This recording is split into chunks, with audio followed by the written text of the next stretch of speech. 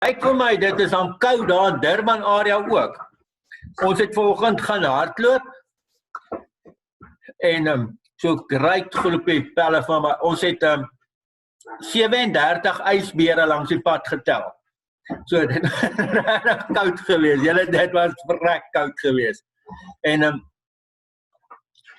julle moet 'n bietjie praat met een van ons gemeentelede, wat geen respek vir die dominee het, hy hardloop vir my stikkend elke dag, dat daar van my niks oorbly nie. Ek sal nou nie Attie se naam noem nie, maar julle moet 'n bietjie gaan praat met die ou, rarig.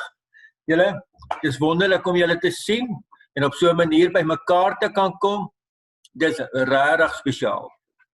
En ek bid dat julle elke keer 'n spesiale ervaring mag hê, dat dit regtig in die teenwoordigheid van God is. Ek het die mooiste Engelse aanhaling gesien.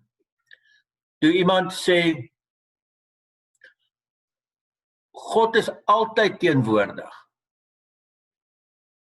maar dit is ons awareness wat afwesig is. So, wat hy sê, God is altyd teenwoordig, ons is net nie altyd bewus van dit, of ingestel op dit nie. En dit was nogal vir my 'n groot waarheid. So kom ek en jy vestig, kom ons word stil, kom ek en jy dink regtig. Maar wat maak dat ek dan nie God se teenwoordigheid so erg en diep beleef nie? Of as jy dit so diep beleef, wat in sy genade maak dat ek dit so diep mag beleef? Nee? Kom ons word stil voor die Here en kom ons beleef net dat hy regtig teenwoordig is by jou volgende.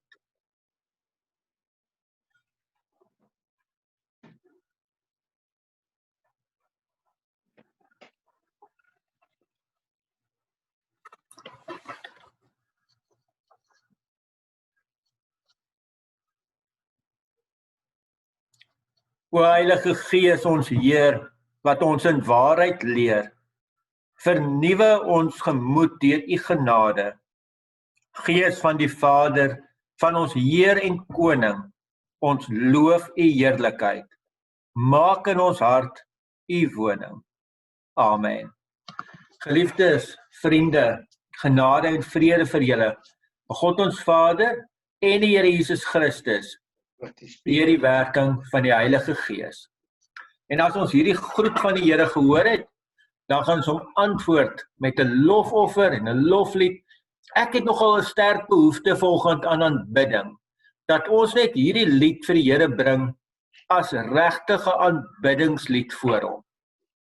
So, kom ons kyk of my rekenaar kry so koud dat hy nie wil reg werk nie.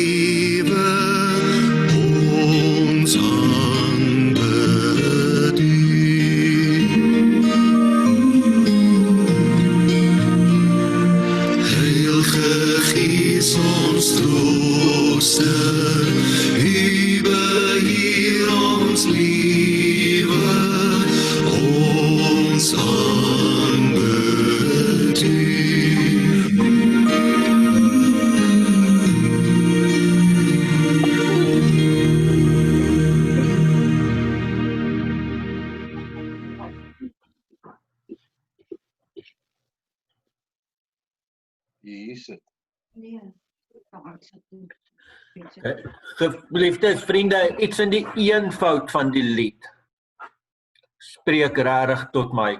Ek wil net gou hier so help en 'n mikrofoon afsit. Daar's hy. Ja, ek dink baie keer moet ons ook die Here regtig in eenvoud aanbid. baie rustiger daaroor wees en nie probeer om God of onsself te beïndruk nie. Maar regtig net soos kinders voor hom te buig en net te weet, hy is God. Kom ons word stil voordat ons ook sy woord gaan saamlees. Here almagtige God, ons gaan u heilige woord oopmaak. Ons gaan daai lees. En ons vra en ons verwag dat u deur die Heilige Gees in ons harte sal inkom. Ons harte sal oopbreek, dat u regtig hierdie boodskap wat daar soveel dinge in die pad staan, soveel goed wat maak dat ons nie hierdie boodskap reg hoor en reg in ons harte hou nie. Here, ons kom bid dat u al daai goeders een kant toe sal skuif. Dat u dit saggies uit die pad sal skuif en dat u boodskap in ons harte sal berg. Kom praat u met ons, Here, want die kinders luister. Amen. Nou, vriende, baie dankie. Ek wil vra dat julle asseblief in julle Bybels gaan oopmaak by Romeine 8. Ek besef ook, ons het deur die jare baie mense lui gemaak, deurdat ons altyd die teks opsit en in die kerk het op die groot skerm sit en goed. Ek weet ook nie altyd meer of dit die slimste ding was om te doen nie, maar ek wil vra dat u dit gaan opsoek.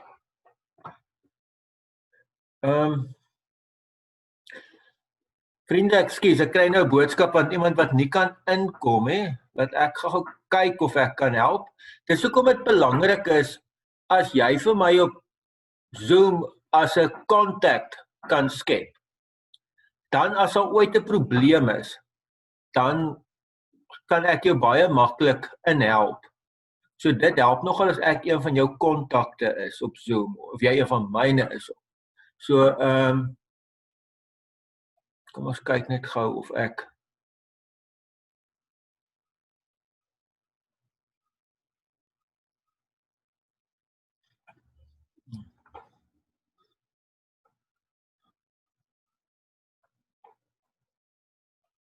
Ekskuus julle, ek wil net gou die tannie weer invite. Sy wil bitter graag in die diens inkom. Ek weet ek hou julle nou op, maar julle kan solank ons nou Romeine opsoek.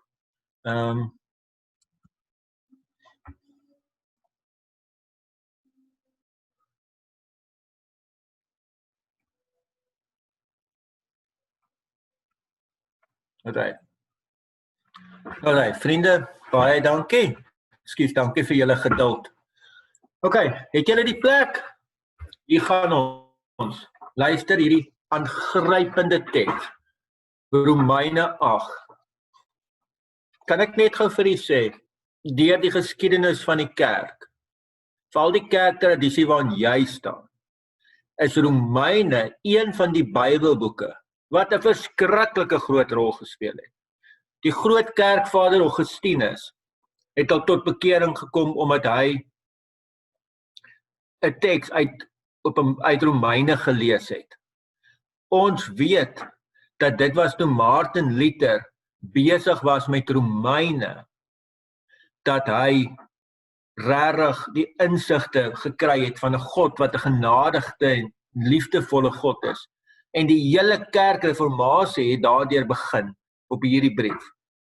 Ons weet ook dat selfs nou later iemand soos die wêreldberoemde en bekende Karl Barth, hy was al 'n predikant gewees toe hy tot bekering gekom het, omdat hy 'n reeks uit Romeine gedoen het. So dit is 'n Bybelboek wat 'n groot rol in die kerk speel. Okay, kom ons lees dit. Hoofstuk 8 vers 1 tot 11. Daar is dus nou geen veroordeling vir die wat in Christus Jesus is nie. Die wet van die Gees wat aan jou in Christus Jesus die lewe gee, het jou vrygemaak van die wet van sonde en dood. Wat die wet nie by magte was om te doen nie, omdat dit weens ons sondige natuur te swak was. Dit het God gedoen. Hy het met die sonde afgereken deur sy eie seun in dieselfde gestalte as die sondige mens te stuur, So het hy die sonde in die sondige bestaan van die mens veroordeel. Nou kan ons aan die eise van die wet voldoen. Ons wat ons lewe nie deur ons sondige natuur laat beheers nie, maar deur die Gees. Die wat hulle deur hulle sondige natuur laat beheers, hou hulle besig met die dinge van die sondige natuur. Maar die wat hulle deur die Gees laat beheers, hou hulle besig met die dinge van die Gees. Die dinge waarmee die sondige natuur van die mens hom besig hou, loop uit op die dood. Maar die dinge waarmee die Gees hom besig hou, bring lewe en vrede. Die dinge waarmee die sondige natuur van die mens hom besig hou, is immers vyandskap teen God. Die sondige natuur onderwerp hom nie aan die wet van God nie. Dit kan trouwens ook nie. Die wat hulle deur hulle sondige natuur laat beheers, kan nie die wil van God doen nie. Julle word egter nie deur julle sondige natuur beheer nie, maar deur die Gees, want die Gees van God woon in julle. As iemand die Gees van Christus nie het nie, behoort hy nie aan Christus nie. Omdat Christus in julle is, gee die Gees aan julle die lewe op grond van God se vryspraak. Hoewel die liggaam vir die dood bestem is as gevolg van die sonde, omdat die Gees van hom deur wie Jesus uit die dood opgewek is in julle woon, sal hy, deur wie Christus uit die dood opgewek is, ook julle sterflike liggame lewend maak deur sy Gees wat in julle woon. Vriende, ons lees tot sover. Voordat ek verder gaan, het ek net 'n klein vermoede dat iemand se mikrofoon aan is, laat ek net gou hier afsit. Ekskuus julle, dit is nogal belangrik as jy probeer onthou om jou mikrofoon af te sit altyd. Want as ek nou besig is om te lees of so, is dit nie altyd vir my so maklik nie. En enige geluidjie word op die speakers opgetel. Vriende, hierdie teks, dit is daarom een van die ongelooflikste tekste in die Bybel. Hoop jy hou die Bybels oop. Ek dink jy moet sommer jou Bybel die hele dag daar oop hou. Na die tyd, dan sit jy maar iewers neer en los jy hom oop op hierdie plek. Daar is dus nou geen veroordeling vir die wat in Christus Jesus is nie. Vriende, ek luister gisteroggend een van my predikantsvriende, Johan van Sail, hy's daar in Lichtenburg, is die ou saam met wie ons die gesamentlike aanddienste het. Ek luister sy oordenking gisteroggend, uit 'n ander teks nou, maar toe maak hy 'n verwysing na hierdie in Christus Jesus. En hy sê, toe daar's meer as 250 in Christus tekste in die Nuwe Testament. Nou ek vat sy woord vir dit, ek het dit regtig nou nie weer gaan tel nie. Maar kan nie dink hoe belangrik is hierdie hele konsep van in Christus. Dit is my en jou identiteit. Dit is wie ons is. Ons is in Christus. Nee, ek en jy behoort aan Jesus. Ons is in Christus.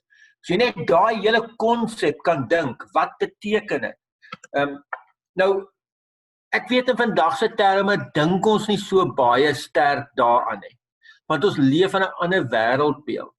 Maar die wêreld waar ouens geleef het in die Bybelse tyd, was jy nogal sterk deel van 'n familieband of 'n familiekring.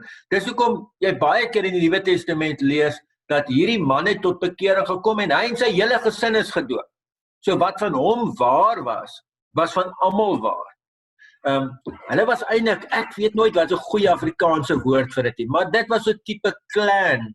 Ek onthou toe ek 'n kind was daar 'n TV-reeks wat ons gekyk het, Highlander, dis daai ou wat die ouens se koppe soms afkap. Nee, dan het hy altyd gesê hy's Duncan MacLeod van die clan MacLeods.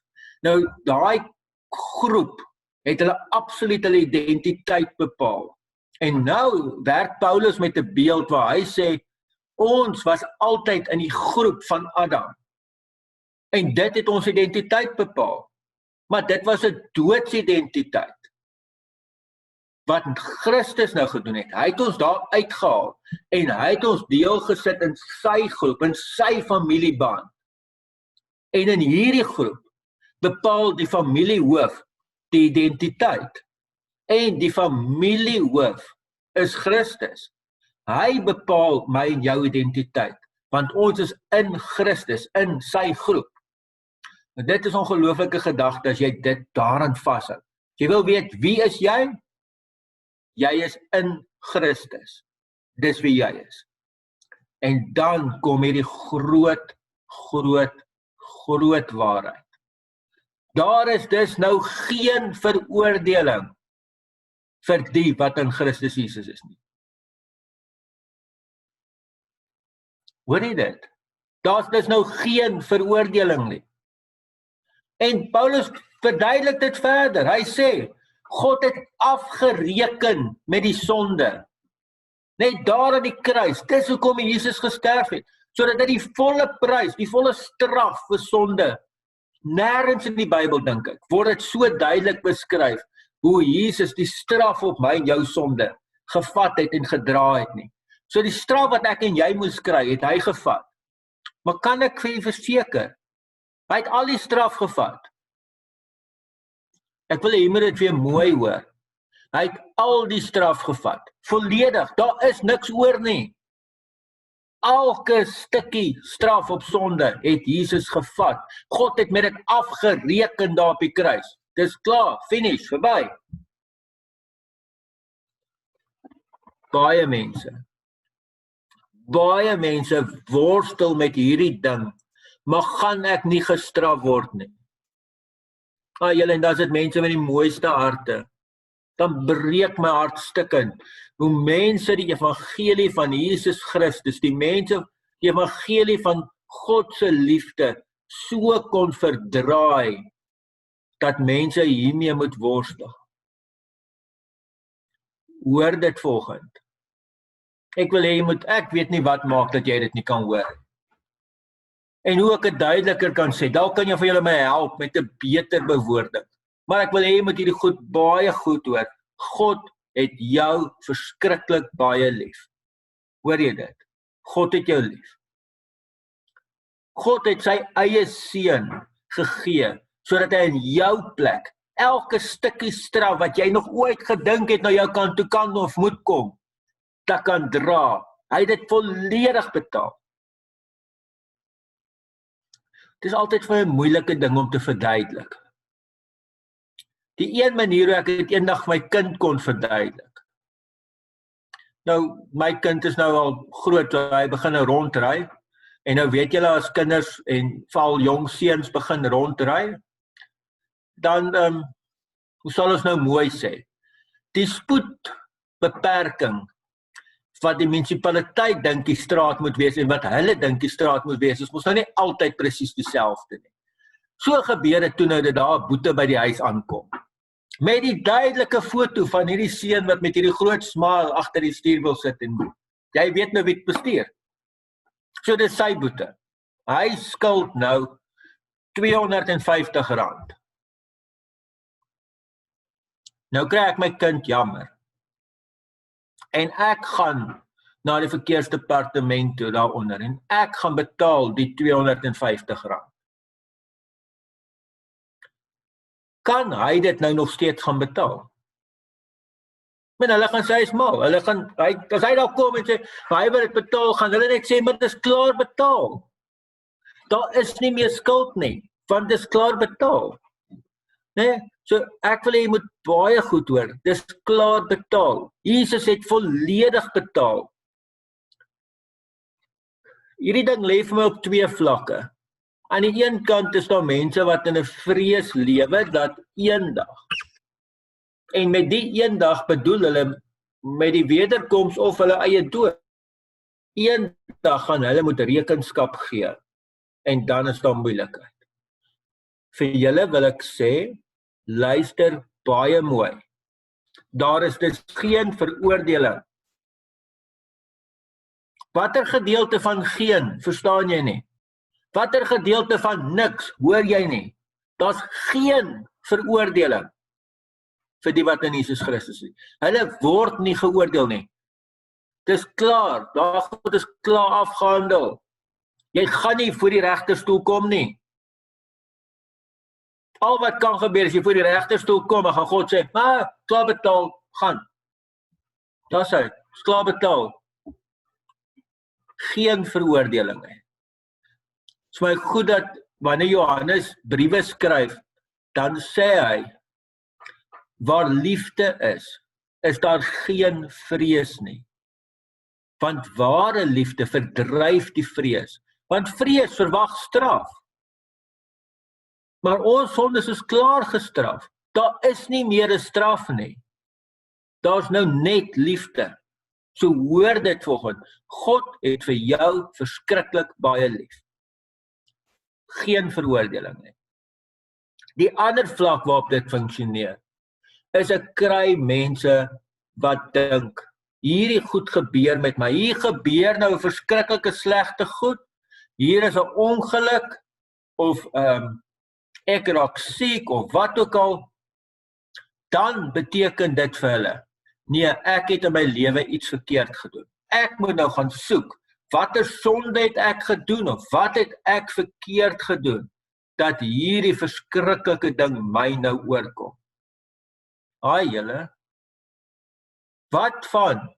Daar is dus geen veroordeling nie, hoor jy nie. Watter gedeelte van dit hoor jy nie?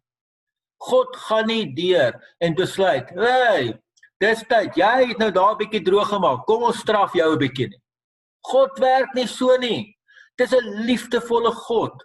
Die goed wat ek en jy gebeur, of wat met ons gebeur, dis nie 'n straf nie. Ek onthou toe hierdie COVID-19 goed net begin het. Hoeveel mense het gesê, nee, die Here is besig om ons te straf, want ons het nou te ver gegaan. Sorry, waar kom jy aan dit? Dis nie die Bybelse boodskap van wie God is nie. Dis nie die prentjie wat die Bybel kom teken van die God wat ek en jy dien nie. Dis nie 'n God wat rondloop en sy kinders wil nail of in die hoekie sit time out. Nou wat ons met ons kinders gedoen het, né? God doen nie dit nie. Die straf is klaar betaal. Hierdie teks stop nie hier nie.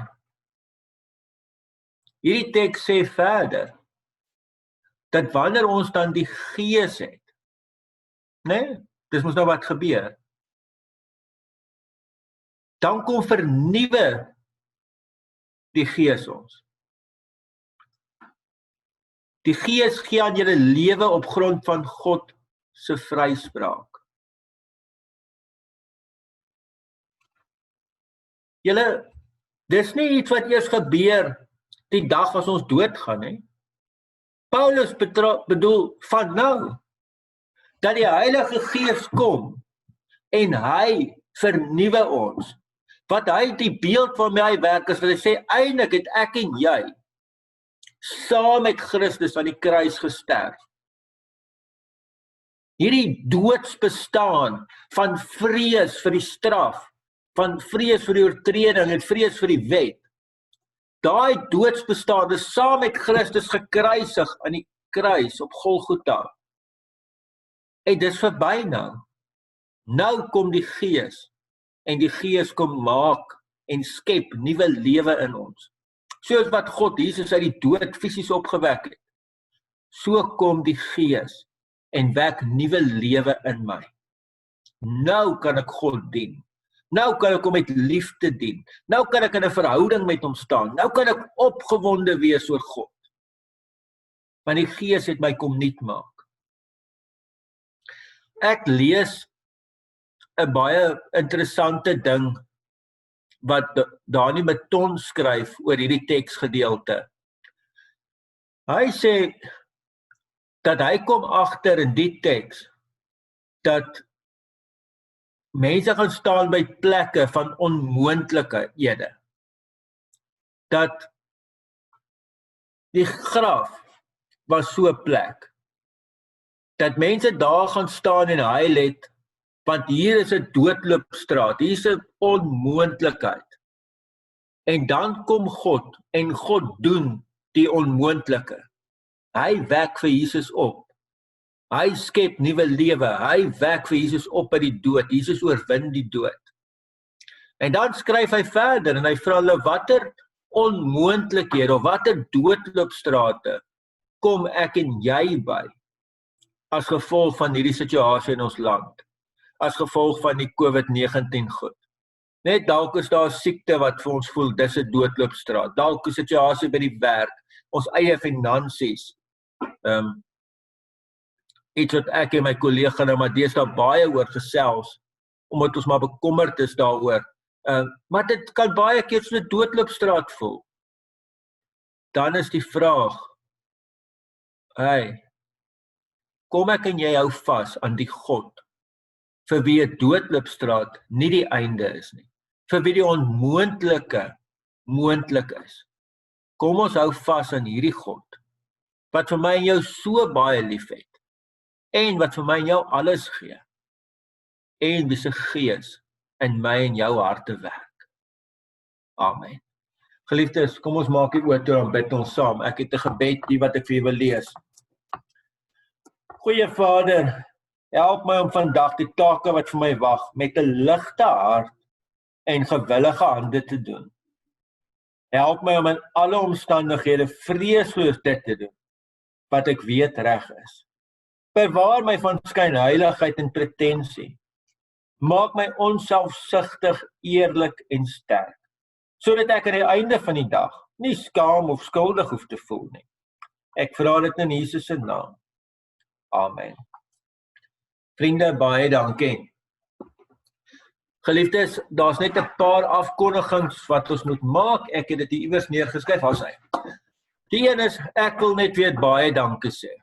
Ons as kollegas, ek en Anton en die kerkraad is innig dankbaar vir elkeen van die wat in hierdie tyd moeite doen met die dankoffers. Dankie dat daar bring mense dit al my huis toe. Mense maak EFT betalings en ek weet nie wat alles nie.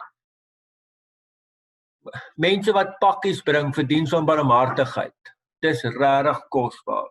Ons gaan ook Vrydag carry en reis maak en verkoop. So bestellings moet asseblief inkom, want ek moet dit voor die tyd hê, dat ons voor die tyd kan beplan ook oor hoeveel ons gaan maak. En ons kort nog 'n bietjie hulp. So as mense wil kom help groente skil, kom help met die voorbereiding, jy's baie welkom. Help skool goed was na die tyd. Dis ook altyd nodig. Dan, dit is net ongelooflik hoe mense my kontak. Iemand wat my nou bel en sê, maar ek sal 2 sakkies aardappels skenk. Dankie, dit help verskriklik baie. Elke pakkie aardappels of wortels of eie of enigiets wat iemand gee, of van die vleis, dit beteken nie, dis iets wat ons nie hoef aan te koop nie. Dankie vir ongelooflike gesindhede. Dis regtig kosbaar verby. Ons wil u eintlik as gemeente eer daarvoor. So baie dankie daarvoor. Dan onthou ons van vanaand se gesamentlike erediens. Dis in ons in Lichtenburg gemeente. Ek sal nou na hierdie diens die link uitstuur en dan weer Woensdag aand se bid hier. Baie dankie.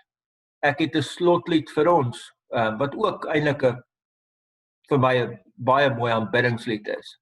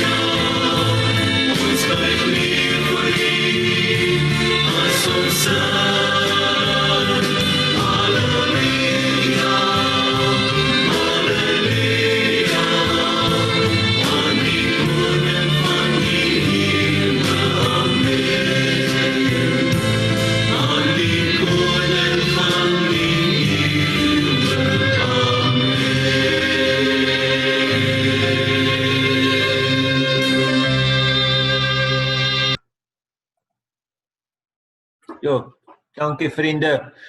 Baie dankie vir vanoggend. Ontvang die seën van ons Here en gaan leef ook in sy wonderlike vrede. Die genade van ons Here Jesus Christus en die liefde van God ons Vader en die teenwoordigheid van die Heilige Gees sal met elkeen van u wees. Amen. Vriende, baie dankie. Ek probeer nou kyk of daar enige kinders in die diens is. Daar die van Sails se kinders, kan julle net vir my waai asseblief? Dankie, maak net of julle nog lief is vir my. Reino, is jou kinders nog lief vir my? Sal hulle 'n bietjie aansit. Nou, ek is interessant hoe daar ouens met video's aan sit, dan sien jy hoe vinnig gaan mense uit hierdie diens uit hoor. Maar so daar so, yes. Ek wil net vir jou sê nee, en ek praat seker namens baie mense wat hierdie diens bywoon. Dis 'n verskriklike voorreg en ons sê met dankbaarheid dat ons die voorreg het of wat ons weg van die gemeente af is om so deel van die dienste kan wees. Dit beteken regtig baie vir my en ek dink vir baie mense ook. Dankie. Ja, dankie Marsan, baie dankie hoor. Ja, Pieter, is julle kinders nie daar by julle nie? Reina, waar is die kinders? Hulle moet waai vir my, hulle sit daar asof hulle gevries is. En Reino sit op het hoog somer is. Altyd, ja. Nee, jy lyk of jy nie weet om koud te kry nie. Vriende, julle moet regtig 'n mooi dag hê. Goed gaan julle. En bid vir ons vir reën, né?